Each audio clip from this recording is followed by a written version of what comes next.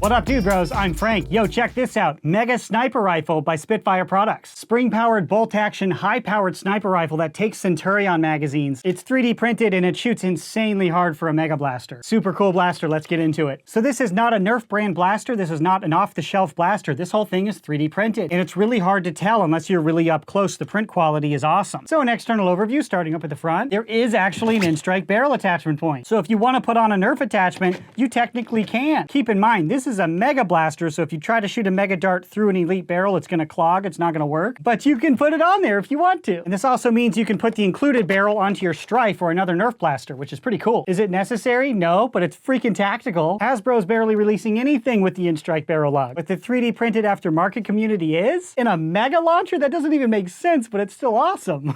But behind the muzzle device is the front iron sight right here. That corresponds with the rear sight, which is attached to a Picatinny rail. You can remove that or move it back if you'd like to. Moving back, it has a very cool looking barrel. It looks fluted. And underneath the blaster up here, we have a Picatinny rail right here. Perfect spot for a bipod since it's a sniper rifle. Moving back on the top of the blaster right here, we have another Picatinny rail. If you wanted to remove that sight and put on a scope or something, it would make this blaster look even cooler. And now getting to the action. So this is a bolt action system. To prime, you lift this up, pull straight back, push forward and then down. Now you're ready to fire once. The prime action itself is surprisingly smooth. The priming handle and the action inside is not 3D printed. It's a metal bolt. So you don't really hear that 3D printed whine because it's not 3D printed rubbing on 3D printed. It's metal rubbing on 3D printed. And the prime weight itself is way stronger than a normal Mega Blaster, but this thing shoots twice as hard as most Mega Blasters. So that's obviously to be expected, but the prime is surprisingly smooth. And with a blaster like this, where it's all about the emotional response of feeling like a sniper, it's nice to see a smooth action. Now to the magazine. To get the mag out, you do want to pull the priming handle back and you strike the magazine release, which is right here, and that lets you remove the magazine. This is a Nerf Centurion magazine, and the Nerf brand Centurion magazine of course holds 6 rounds, but it also works with the Busby Mega magazines if you prefer that. This magazine is only a 3 dart capacity, but it fits in there just fine. And it also works with the off-brand Centurion magazines I bought on Amazon. These are not Nerf brand, but they are made to the same dimensions as the Centurion magazine,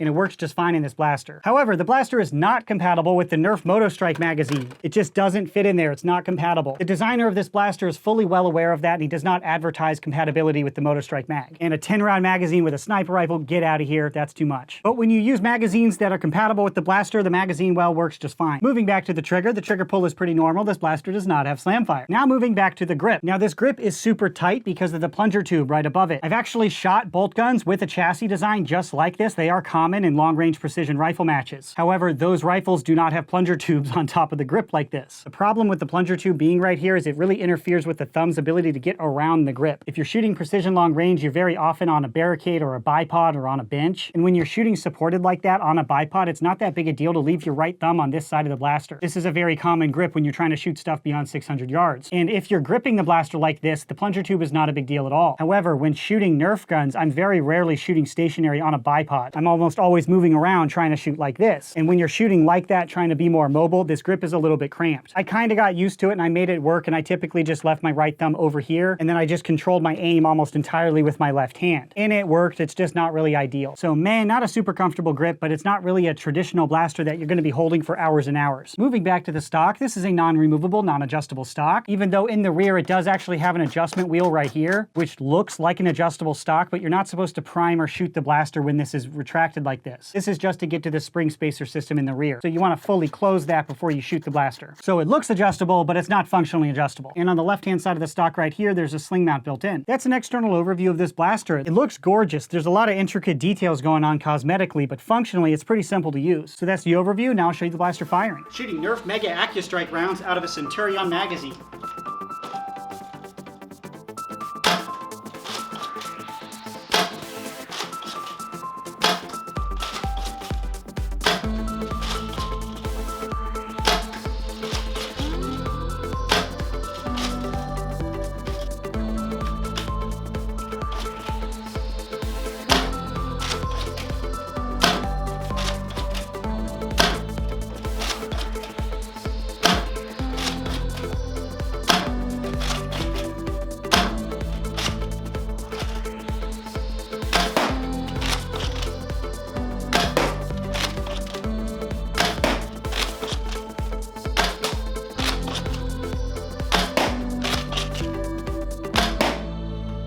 Operating this blaster is a lot of fun. I think this is the hardest shooting Mega Blaster I've used. The bolt just feels rock solid. It is a pretty strong prime because it shoots pretty hard, but it's fairly smooth. And I can't really put my finger on why, but it just feels really good to pull this one back. And I did not experience any jams or malfunctions with this blaster when using reasonable darts. I did have a few pretty minor failure to chamber issues when I was using old worn out darts, but when I was using reasonable condition darts, no problems at all. So to compare this blaster to others, I put it up on my chronograph. And with Mega AccuStrike darts achieved an average velocity of 129 feet per second, which is way harder than most Mega blasters are shooting on the market. And there are different power level blasters available. This is the weakest one. So dang, yeah bro, it shoots really hard. So that's the objective information I can provide on this blaster. Now to my personal opinion. Overall, I'm very satisfied with this blaster. It's a really fun one to shoot. I think this is the best performing Mega blaster I've ever used. It shoots hard, it's very accurate, and it's fun to shoot. The bolt cycles smoothly and it just feels rock solid, and there's none of that 3D printed whining sound. Like, it's obviously 3D printed, you can tell by looking at it, but it doesn't feel 3D printed when you're racking the bolt. And that to me is the important part with a blaster like this. You want to enjoy racking the bolt. And I did. It's really fun to shoot, and it's really interesting to see Mega darts shoot so dang fast and accurately. As a target shooter or a plinker, this blaster is a blast. And I'm absolutely in love with the cosmetics. It just screams bolt gun. I love the stock design, the barrel looks great, the muzzle looks awesome, and it just fits the Centurion mag. When I'm holding this thing, I just want to go out and shoot like a woolly mammoth or an elephant or the biggest freaking thing I can find. It's a big boy sniper rifle done really, really well. There are plenty of accurate half-dart launchers out on the market now, but shooting Mega darts accurately and at proper sniper velocities is super fun. It's not like the Centurion when you look like a sniper and then you shoot and you're shooting at the same velocity as everyone else. This thing actually shoots hard and really accurately. So opinion on this one is definitely very positive. Now to the question to buy or not to buy. I think this blaster is set up specifically for high-performance plinkers or target shooters that really want to shoot Mega darts. If you're not gung-ho on Mega darts, there are a lot of other blasters available. If you want Mega darts, I don't know any other competitor to this one. It looks so sexy, it just screams sniper, it works with Centurion mags, it shoots hard and accurate. If that's what you're looking for, yeah, definitely consider checking this one out. Now you can legitimately fulfill the role of a high-caliber sniper in our hobby, which is crazy. Are you going to perform any better than the half-dart launcher shooting at a similar velocity? No, of course not. This blaster is set up more for an emotional nerfer, a plinker, a target shooter, someone going after that high-caliber sniper feel. And if that's you, yeah, definitely consider this one. And there are also other power options available. This is the weakest one available. What a time to be alive when 130 FPS is weak. But if you're interested in buying one of these, I'll put a purchase link in the description box below. That's it for this video. I'm gonna take a break and look for a woolly mammoth to shoot. Or something huge. Doesn't this just look for it? I need to go hunt something massive.